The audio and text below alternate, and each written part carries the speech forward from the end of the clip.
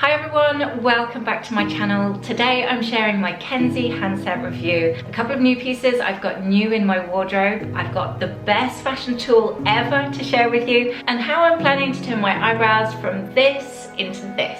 I had a little shopping spree at Suzanne, so that was a great idea. Big lampshade stroke lioness. So first up, let me start with the Kenzzi IPL handset. So Kenzzi very kindly sent me one of their at-home IPL handsets to try out. So in the box itself, you've got the handset, which looks like this. You've got the plug here, which is foreign for me, so I had to use an adapter, and then you've got the quick start manual as well. So as I've discovered, IPL stands for intense pulsed light. It is different to a laser, but they both do the same job, which is to get rid of unwanted hair. So I got this about 4 weeks ago, and I've been working on my legs. It's completely safe to use on your legs, your armpits, your bikini line, even your face. And it could mean that you could throw the razor out for good. Now I will say I'm a bit of a wimp, so when it came to trying out the Kenzzi handset, I think my main concern was, does it hurt? And the best example I can give you on that front is if I do it on my legs while I talk to you at the same time. So when you plug it in, the button at the back here will just flash green. And that also controls the intensity as well. Keep pressing it and you will go up in strength. So I'm on level 4, as you can see there. So you have to get your light area flat against the skin, otherwise it won't flash with that beam of light. 1, 2, 3, and then do that area again. It's not painful. As you can see, I'm managing to have a conversation with you while I'm doing it. It just feels like someone's pinged you with an elastic band. Now I've been using the Kenzzi handset for about a month now, and I can absolutely see the difference. My hair is naturally brown. Sadly, I am not a natural blonde.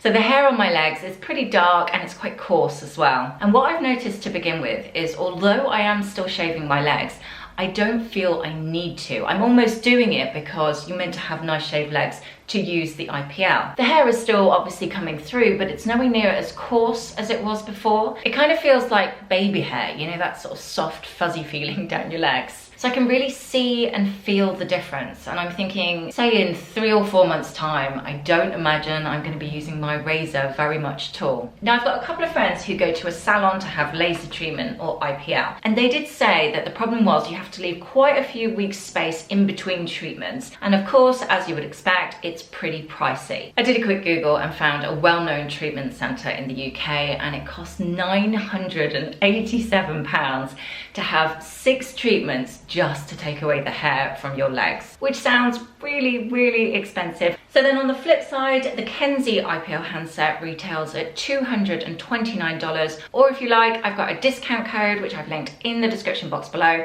which makes it $179. Now we're not silly. Obviously those treatments that you can get in a clinic are going to be stronger than anything you can do at home. But there's pros and cons to that, because if you have a stronger version, it's definitely going to hurt more. You're going to have the treatments more spaced out, and inevitably it's going to be more expensive. I would genuinely much prefer to do it at home myself. Less pain than going to a clinic, definitely a lot less money, and I will get the same results. It just might take a couple of weeks longer. So I've linked to Kenzzi's website in the description box below. That's KENZZI, and there you will also find my discount code, which is FSE50. That will give you $50 off, which brings it down to $179, which is about £135. Okay, let me show you a few new pieces I've just got in my wardrobe, because I'm thinking and hoping you're going to like them too. So first of all, an independent brand called Project AJ117 got in touch and said, would you like to choose a couple of pieces from our collection?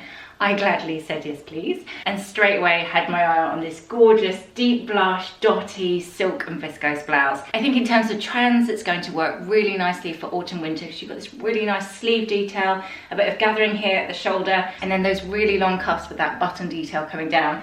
I think it's really, really pretty. So they kindly sent a couple of pieces, but I'm going to save them until Sunday's video of all the huge trends for autumn winter 2020, and what we should be wearing, my favorite ones, what we shouldn't be wearing, and lots of different outfit ideas. So make sure you catch Sunday's video, because hopefully it will give you lots of inspiration. Then I spotted this dress in the sale on John Lewis's website. So the brand is called Gestus.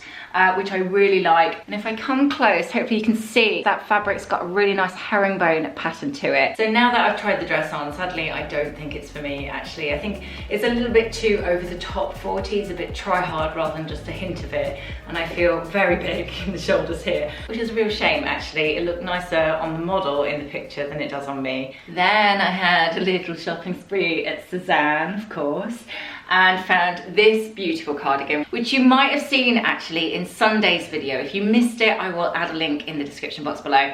But essentially I was sharing my Dior skincare journey. Honestly, my skin has never looked or felt so amazing. So do watch that one after this video. The nice thing about this one is that you've got these really different buttons, and I love that sleeve detail. I think that's a really nice touch. Then I got myself another pair of the Cashmere Blend joggers, slightly different style to the ones I had before.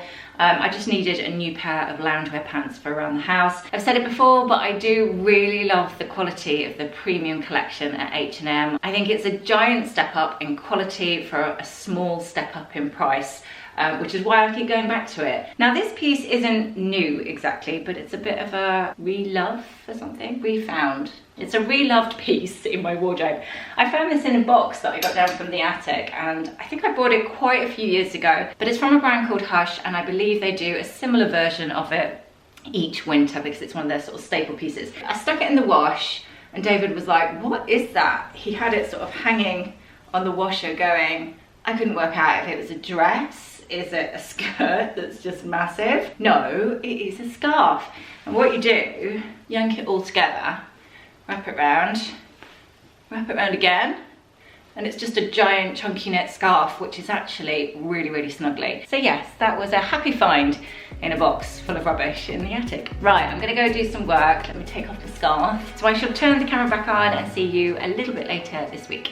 Hi everyone, so it's now Wednesday and I just wanted to quickly show you something I'm doing to my eyebrows to hopefully make them grow. I've never had the thinnest eyebrows in the world, but I've definitely noticed, say in the last year, that they're a lot thinner than they were before. There's definitely a little bit of overplucking gone on, and also this eyebrow here at the front, I actually shaved that when I was about 14. So that was a great idea and it never quite grew back properly. So as you can see, pretty skinny, previously shaved, and this one just looks like it belongs to a different person. It's so uneven. So essentially, I knew there was ingredients out there that could make hair grow, and I'd seen it before myself with my eyelashes, to the point that I had to stop using it because they were like spiders on my eyes. But this time around, I decided to try out probably the most famous hair growth product out there, which is Rapid Brow. So in my ideal world, I'm going to go from these quite skinny looking, slightly uneven eyebrows that I have now, to something like this beautiful model here who's got gorgeous, luscious, thick eyebrows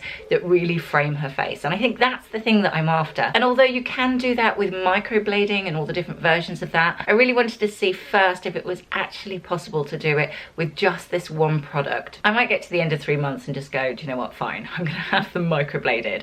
But it'd be interesting to see if this works. So like I said, I bought Rapid Brow, but there are lots of different versions of this, probably some cheaper, probably some more expensive. The key ingredient in this one is called biotin, whereas I think the other competitor, Latisse, they use Beamer-tro-post. I can't say it properly, but anyway, get the idea. 2 key ingredients that essentially are important for hair growth. So make sure you get lots of product on, apply lots of product where you want the hair to grow. And I do it in this kind of upwards motion because it helps me see the shape that I'm trying to create. I really want this to work. And I'm pretty confident it will because of a previous experience with the Beamer-tro-post one. Now, Beamer-tro-post is actually an ingredient that is used in glaucoma medicine. Now, people with glaucoma started to report some very unusual and quite positive, in my mind, side effects. So first of all, they noticed that their eyelashes were becoming thicker and fuller and growing, essentially. The other side effect they noticed was that their eye bags started drastically improving. And scientists started to realize that there's something in that product that actually eats the fat from the bags under your eyes. If it was a toss-up between this new Saint Laurent handbag or this XAF5 product, which they've called it for the time being, I'd choose that any day of the week. Sadly for me, however, it's not on the market yet. It's quite sad, but I have been keeping on top of where they are in their clinical trials, and apparently they're at phase 2, which is inching closer but not quite fast enough. But I will keep on top of the research, and when it comes to market, I will definitely be first in line for that one. But for now, I will settle with the other side effect, a little bit of hair growth on my eyebrows. So what I'm going to do in 3 months' time is film in exactly the same spot, try and do the same time, which is, what is it, 10:45 in the morning. I know I'm running late. And see how my eyebrows have improved. Unless it gets really, really hairy, I'm not going to pluck them. I'm not going to do anything to them, because I'd be interested to see just how much hair growth I can get. I've really waffled, haven't I? Sorry. I got so excited about my XAF5. I wanted to tell you all about it, but now we all feel experts in glaucoma medication side effects.